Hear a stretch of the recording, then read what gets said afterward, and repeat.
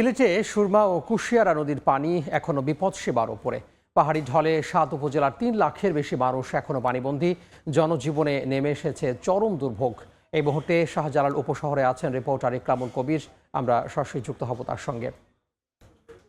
ইকরাম, আমি এই মুহূর্তে আছি সিলেটের একেবারে অভিজাত এলাকা শাহজালাল উপশহরের ব্লকের পয়েন্টে, এবং আপনি দেখতে পাচ্ছেন আমার পিছনের সামনে পুরো এই এলাকার বা এই শাহজালাল উপশহরের ব্লক রয়েছে ৮টি। প্রত্যেকটি ব্লকের প্রত্যেকটি সড়ক এইভাবে পানিতে তলিয়ে গেছে, এবং এটি হচ্ছে কি শাহজালাল উপশহরের প্রধান সড়ক। এবং এটি গতকালকেও পানিতে গতকাল রাত্রি পর্যন্ত এখানে কোনো পানি ছিল না, কিন্তু সারা রাত বৃষ্টি হয়েছে। সকাল ৯টা পর্যন্ত প্রায় ২৫০ মিলিমিটার বৃষ্টিপাত রেকর্ড করেছে গতকালকে ৬টা থেকে আজকে সকাল ৯টা পর্যন্ত। এবং গতকালকে রাতের থেকে মুষলধারে বৃষ্টি হওয়ার কারণে এই প্রত্যেকটি জায়গা পানিতে নিমজ্জিত হয়েছে। শুধুমাত্র এই শাহজালাল উপশহর নয়, পার্শ্ববর্তী যে জায়গাগুলো আছে যতরপুর, বোরহানুদ্দিন সড়ক কিংবা মেন্দিবাগ, ওদিকে তালতলা, সাগরদিঘির পার, কাজীর বাজার সহ প্রত্যেকটি জায়গায় এভাবে পানিতে তলিয়ে গেছে। এবং গতকালকে দুপুরে সুরমা নদীর পানি বিপদসীমার নিচে নেমে গিয়েছিল, এবং আজকে এই মুহূর্তে সুরমা নদীর পানি যেটি সিলেট পয়েন্টে, অর্থাৎ এই শাহজালাল উপশহরের পাশে দিয়ে যে সুরমা নদী চলে গিয়েছে, সেই সুরমা নদী এই মুহূর্তে ১৩ সেন্টিমিটার উপর দিয়ে প্রবাহিত হচ্ছে।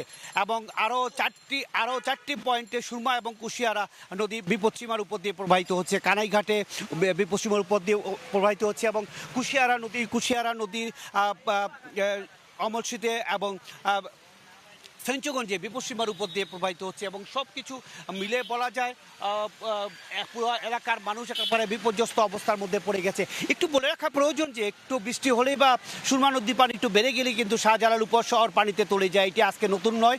২০২২ সালে এইখানে প্রায় কমর পরিমাণ কোনো জায়গায় প্রায় গলা পরিমাণ পানি ছিল শাহজালাল উপশহরে। এবারও আবার কিছুদিন আগে সামান্য বৃষ্টি হয়েছিল, তখনও পানিতে তলিয়ে গেছে। এবং আজকে গত বুধবার রাতে যে মুষলধারে বৃষ্টি হয়েছে, তারপর থেকে বিভিন্ন সড়ক, এই শাহজালাল উপশহরের বিভিন্ন সড়ক পানিতে তলিয়ে গেছে, বিভিন্ন রাস্তাঘাট পানিতে তলিয়ে গেছে। এর প্রধান কারণ হচ্ছে গিয়ে সিলেট নগরীর মধ্য দিয়ে যেই সুরমা নদী চলে গিয়েছে, সেই সুরমা নদী খননের উদ্যোগ নেওয়া হয়েছিল ২০২২ সালে বন্যার পর ২০২৩ সালে, কিন্তু পরবর্তীতে খনন কাজ একেবারে ধীর গতিতে চলে। একসময় সেই খনন কাজ প্রায় বন্ধ হয়ে যায়, যার কারণে আর এই সুরমার পানি যখন বৃষ্টি হয় তখন আর তার ধারণ ক্ষমতা উপরে উঠে গেলেই এই অবস্থায়।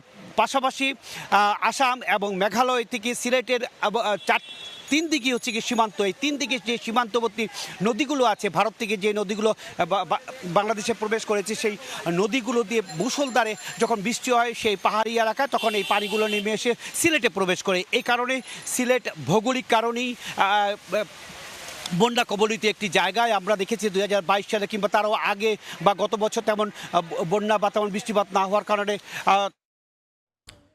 সিলেটের শাহজালাল উপশহর থেকে যুক্ত হয়েছিলেন সহকর্মী ইকরামুল কবির।